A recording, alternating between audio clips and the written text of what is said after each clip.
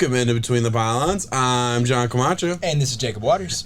And guys, this is, week 5, week 6? I'm lost. Week 6. I don't know. It's power rankings time, guys. You should know how this works by now if you've been watching. We both make our own separate power rankings. We combine them together to give you the official Between the Pylons power rankings. We're going to put it on the screen right now, and then we'll talk about it. First reactions to this week. Anything you want to talk about just as an overview. I feel like we've gotten away from that a little bit of just talking about what happened this past week and anything you want to specifically look at. Yeah, rough sketch, I guess, top to bottom. We kind of talked about how we had this elite teams in the beginning of the year. I think it was 1 through 8 off the top of my head. We did that last week. Yeah, exactly. So you still have this core of elite teams. I'm willing to expand that if we're going to call it, I guess, competitors list. Like, these are teams that may not be Super Bowl favorites, but, you know, if you make it to the playoffs and you're due for a deep run, therefore, how far out is the Super Bowl for that? It's really not. No. So, for me, my cutoff is right at 10. I would like to give a shout out to the 49ers and the Panthers. I think they got a lot of good things going. There's still some pieces that they can kind of maybe fit in, work around. Titans all the way down there at 17. They're going to win their division, so you never know what happens with Derrick Henry there. That's a way, way long shot. But overall, 10 and up, I think, are true competitors. They have a lot of good wins under their belt, and it's the people that they have beat that really speaks a lot, too, the ways that they're able to do it. So. Yeah, for me, it's top 13. I will say that everything you said about top 10. Yeah, I'm throwing the Saints in there. It's just the Sean Payton factor. I'm not willing to count that out. And I feel the same way about the Kyle Shanahan factor. Like I put a lot of stock into offensive masterminds, coaches. And yeah, exactly. I think that's a big part of the game. Obviously, we're looking at the Saints team without one of their most explosive weapons. I mean, Michael Thomas is going to be back. We saw what he was able to do with Mike Evans, and I think Michael Thomas is arguably a better wide receiver, and I'm really excited to see how that's going to work out. So second half of the season, I'm just talking about outside chance of winning the Super Bowl, right? I think that's the whole point of the season is to win a championship. I could see a world where they win. I think their defense is good enough. I think their weapons can be good enough. Offensive line, fully intact from last year is playing strong. There's a world. Do I think the Jameis Winston factor ultimately takes them out of that running? Yes, I do. But I'm throwing them in there. Panthers, I think their offense can be very dangerous. Obviously, the past 2 weeks they'd slowed down a little bit. I think offenses have figured out their defense a little bit, and that's kind of interesting to see how they are able to evolve a little bit through the season. I think the Panthers are an interesting team in that respect because their defense was dominant the first 3 weeks of the season. The past 2 weeks, not so much so, and it'll be interesting to see, like I said, how do they evolve? How do they get to the next level? Because they do have a lot of pieces, and I do believe in that coaching staff as well. So I wanted to throw the Panthers in there. And then obviously 49ers, I already mentioned Kyle Shanahan. It'll be interesting to see what happens there. Obviously, need a lot of growth from a Trey Lance, or you need a healthy Jimmy G who can make the throws when he needs to make them. One of those two things would help. Actually, really, just a healthy team in general would help them out a lot. For sure. I think this next few weeks going forward, we start to see the culmination of bye weeks. We start to see the culmination of injuries, wear and tear on a body, and I think this is where you really see who the best coaches are. Early on in the year, yes, we get to see the off-season preparation and get ready to go, but I do think that there's times where talent can overpower some of that in areas where now we start to see coaching truly take over. You're having to deal with maybe relying on so-and-so down on the depth chart a little bit more and having to bump this guy up and move this guy around and see what this works, and we're coming off of a bye week here, so a lot of teams coming off of a bye week that may be kind of down in our power rankings could show up and show out one week. Absolutely. And there's a lot of coaches out there that's one of their main things that they do. I mean, one thing for the Patriots are sitting at 24th right now on our list, but I guarantee you don't want to catch Bill Belichick when he comes off that bye week. Whatever team that is, I don't know what the spread's going to be, I don't know what it is, but it's going to be close, solely because Vegas, everyone else knows that you don't want to catch a good coach off of a bye. It's going to be interesting to see how it goes. Yeah, the middle of the season really separates the men from boys a little bit, I think. Yeah, we're starting to get a little closer, and I think actually most of our 1 through 8 is still intact for the most part, and especially when you extend it to the 1 through 10, we're covered in that for sure. For sure. So we knew who the big dogs were. We're still seeing that, and it's going to be interesting to see how it is. It absolutely will. It's interesting on the bottom half. That bottom 8 really is about the same. Raiders take a huge dive in our rankings. For me, I did account the John Gruden stuff, and we're not going to really get into that. Obviously, if you've listened to any sports radio or sports news in any format, you've probably heard people talk about that. We don't need to talk about it here. year, but John Gruden incident happens. I do think that shakes up the team in a significant way. And for me, this was a roster that I wasn't in love with coming into the year. I think Derek Carr has way outperformed my expectations for this season. I think he's been playing out of his mind good. Yeah. But at the end of the day, I dropped them down a lot on my personal ranking. Obviously, you did too. That's why we got this far down. It's weird, right? Yeah, there's reason for concern. Like I said, we're not going to, dig into the details behind the Gruden situation, but regardless of what's happening, Gruden is now out as a head coach. He has resigned.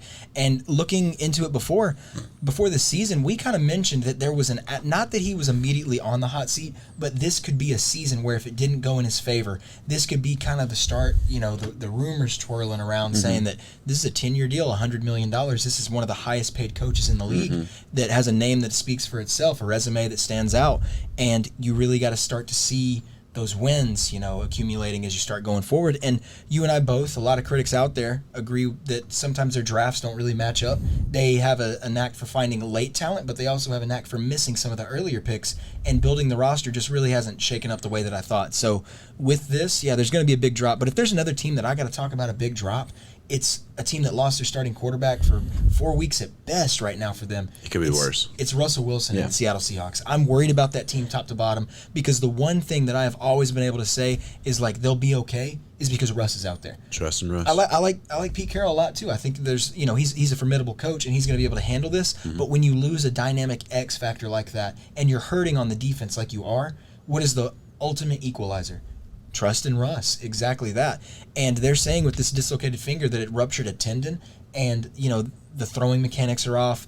4 weeks at the earliest that he can come back. The Seattle Seahawks are sitting at 2-3 right now, and you're telling me that they're already third in this division, a very, very competitive division, and they're not going to have the captain of the ship, one of the greatest quarterbacks in the league right now, the equalizer in getting over the hump of that bad defense and keeping them competitive, is out. I don't know how they're going to be able to navigate this storm. The whole point is when Russ comes back, sure, I think Seattle's going to get right back on track.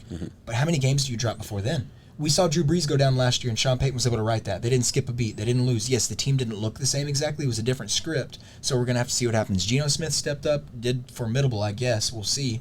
But you cannot afford to be in this competitive of a division and drop these games while he's out.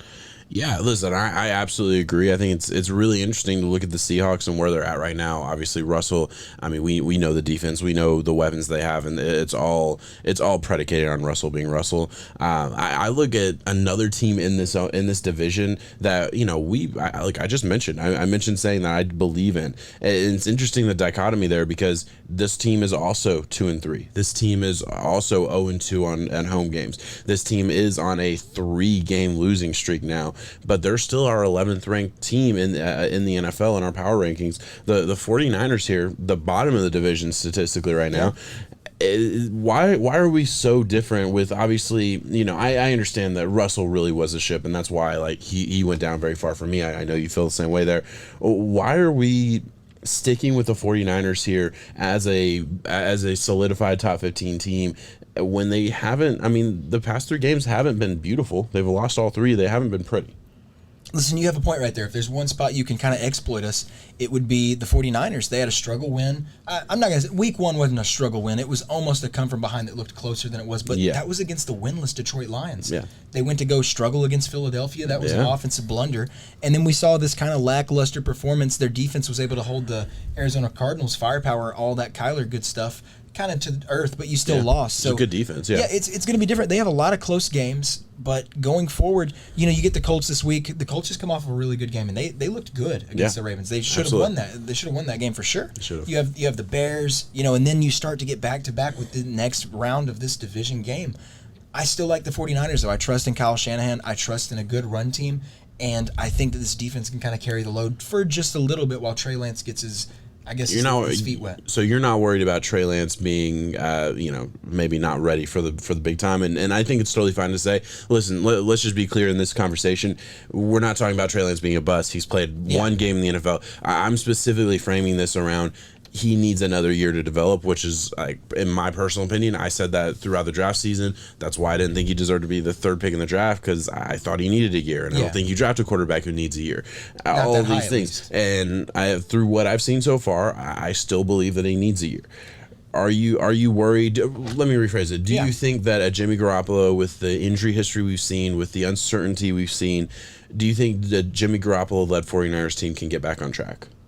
So with Jimmy G back to where he is and what he should do, I think this team can hit their floor way easier, because I think Trey Lance is still trying to get his feet wet. Yeah. If it was my preference, Trey Lance should still be sitting. I have no doubt that he can't go out there and make some good plays and put some good tape out there. Yeah. But does it really hurt his overall future?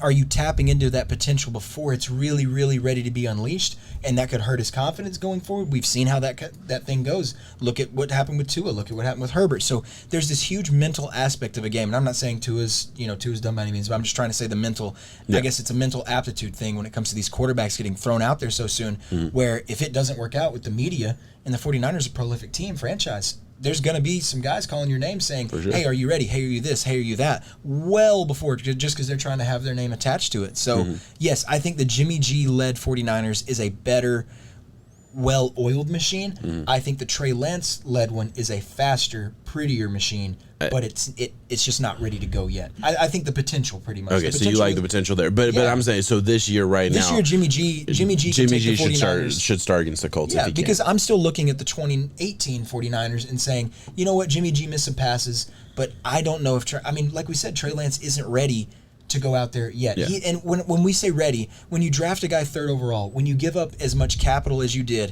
if you're going to get thrown out there like that, you need to be, when you are ready to play, that means that you can propel your team to be better than the guy that was previously there.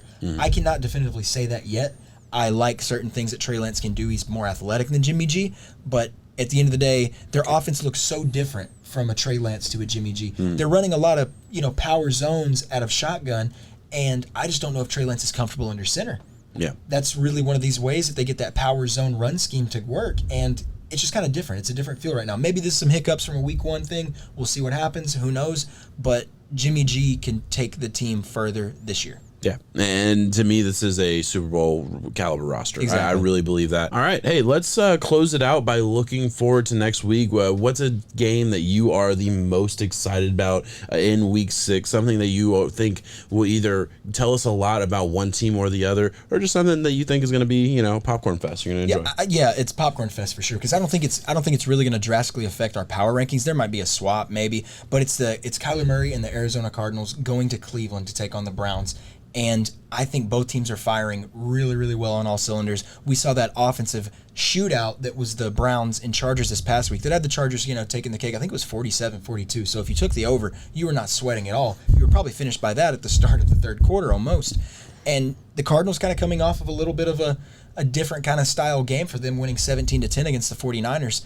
It's going to be interesting to see what happens. I'm looking for an offensive shootout, but go figure, it's probably one of those scripts where it's so in your face. Get ready for it. Could be just a little bit of a weird game and maybe field position early on. Who knows? Yeah. It should be a good one, though. Yeah, no, I feel the exact same way about my Chargers-Ravens matchup here, man. The Chargers have really put it together over the past couple weeks. We have propelled them up our power rankings over the past couple weeks. I think they're a legitimate team in this league right now. And the Ravens, listen, we saw last night on Monday Night Football what the Ravens can do. Even if they're down, they are not out. You love a team like the Ravens that are built through the run game that can come back from a 16-point deficit. That is not what the Ravens' MO has ever been. And Lamar did it. And Lamar did it, exactly. And that is a huge testament to what Lamar has been able to do over this past couple of years, really growing as a passer. I mean, over 400 yards passing. Threw for 438. He is really silencing the critics, and I'm excited to see how this Chargers team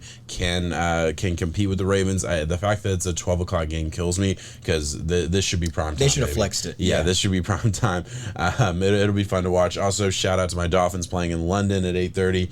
I'll probably sleep through it. I'm gonna be honest with you. Dolphins, Jaguars. I don't know what it is, man. They always send the just cream of the crop talent over to the Bay. Right. It works. All right, guys. Hey, that's gonna be it for us. Thank you so much for watching. Please like, subscribe, all that good stuff. We will be back next week with another power ranking show. Peace. 7.